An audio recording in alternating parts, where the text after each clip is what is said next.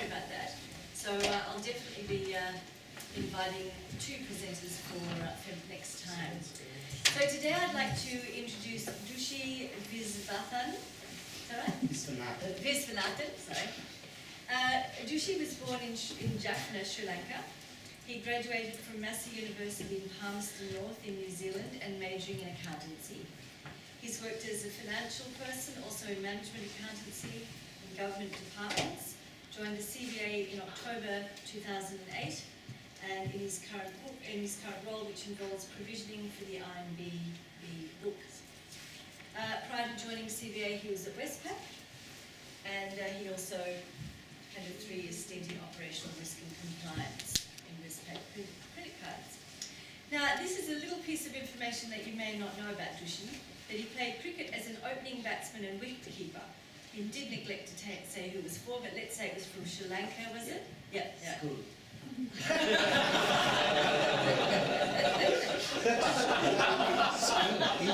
would have left that out, mate. He enjoys music, and I'm assured he's a keen drummer. So today he has a very interesting presentation on government. Please welcome Dushy.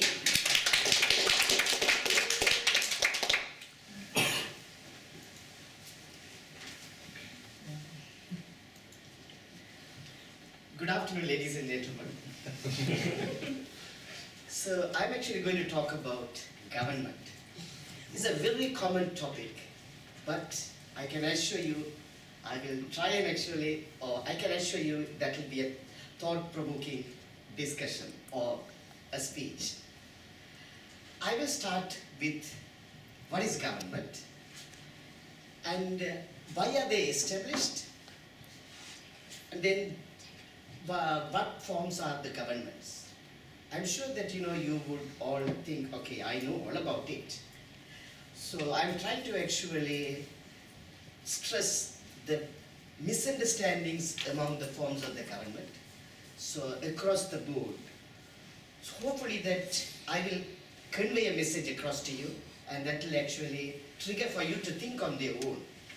Most of my discussions are based on some of the academic work that I actually researched, and I have formed my own opinion. I caution you that you take your own judgment and act accordingly.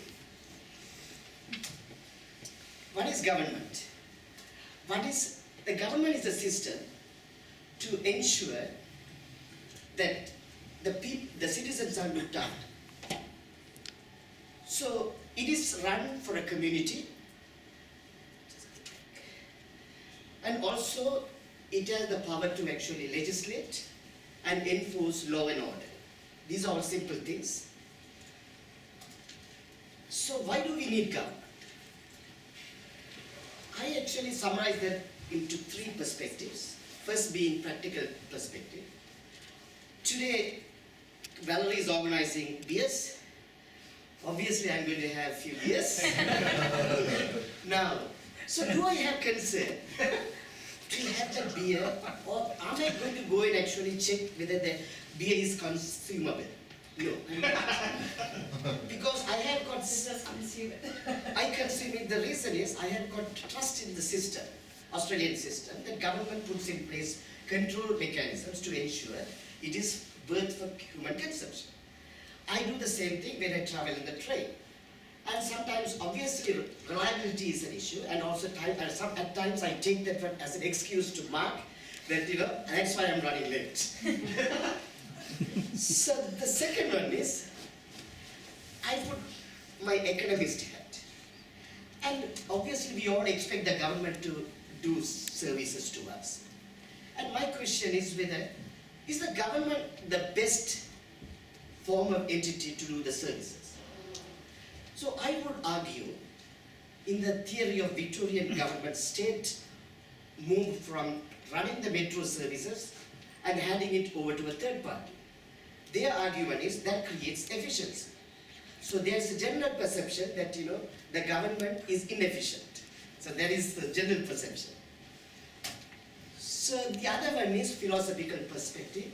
So I need to make sure I don't harm Vincent, Vincent doesn't harm me. So there are control mechanisms. He knows that he cannot do certain things to me.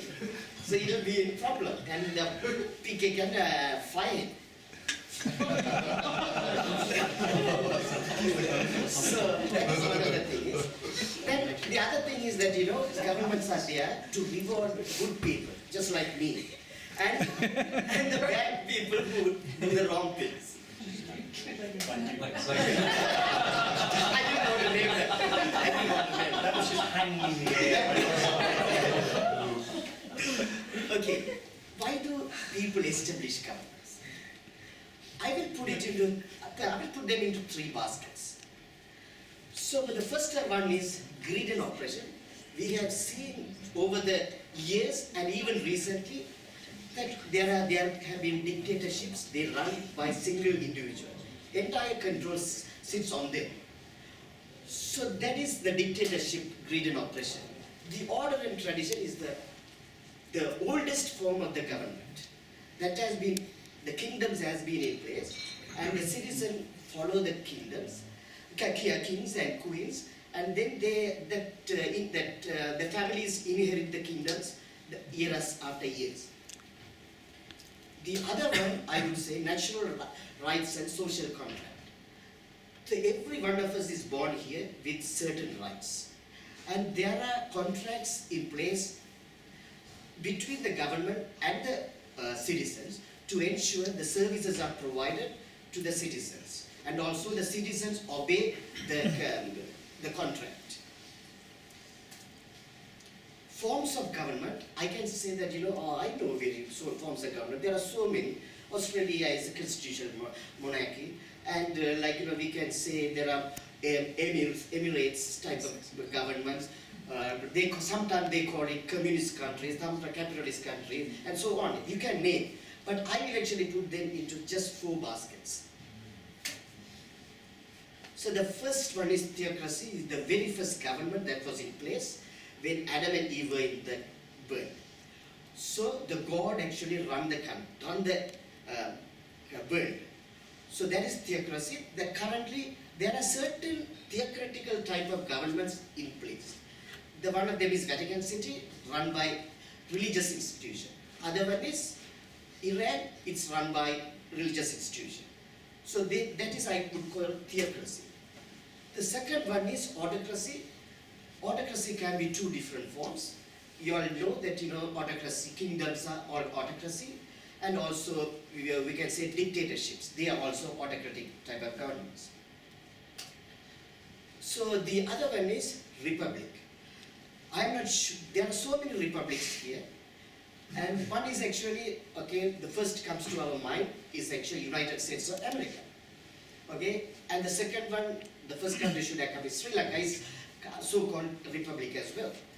And I will put Australia is also in republic, because although they are called constitutional monarchy, constitutional country, so I would actually put them also constitutional monarchy. So I would also put them over there. So the other one is democracy. I'm asking you to think. Do you have any country in this world at this time a democratic country? In my opinion, there is no democratic country in this world. Sorry. In my opinion, there is no country in this world that can be called democracy. So, having said that, now I want to concentrate both republic and democracy, because theocracy and autocracy is self-explanatory. What is the republic?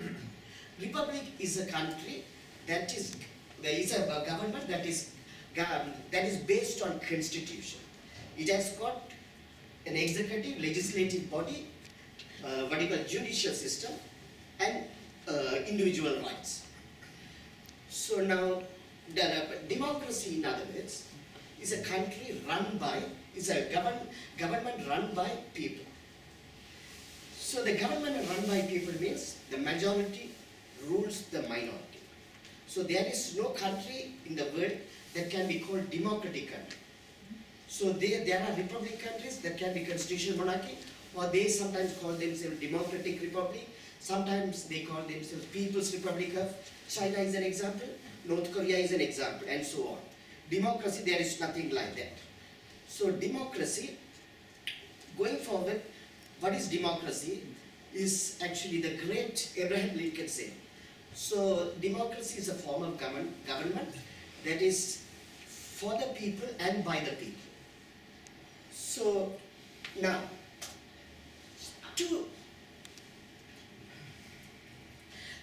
what is the best form of government?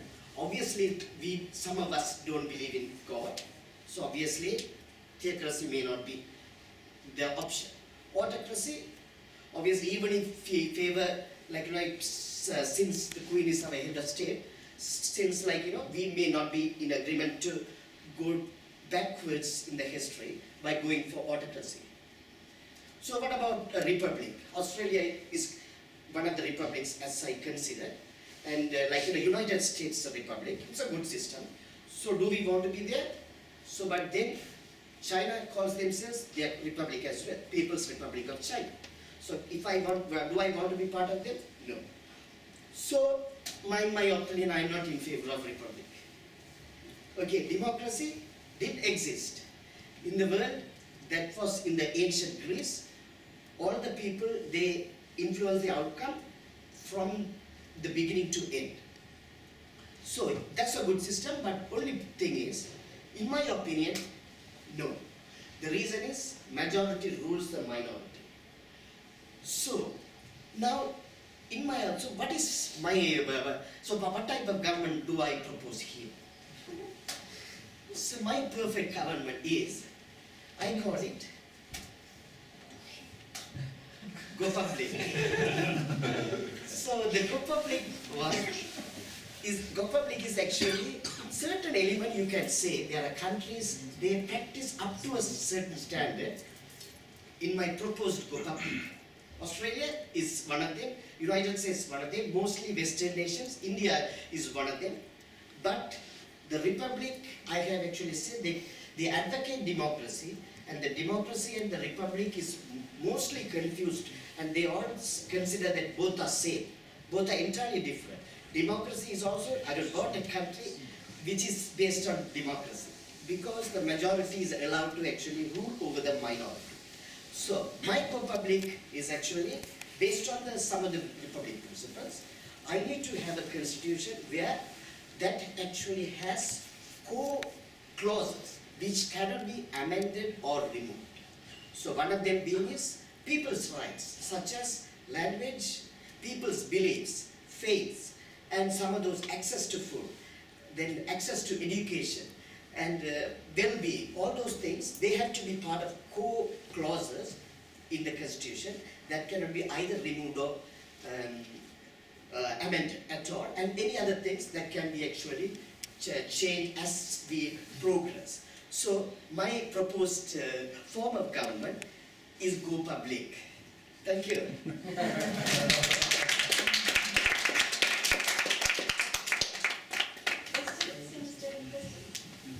Any questions?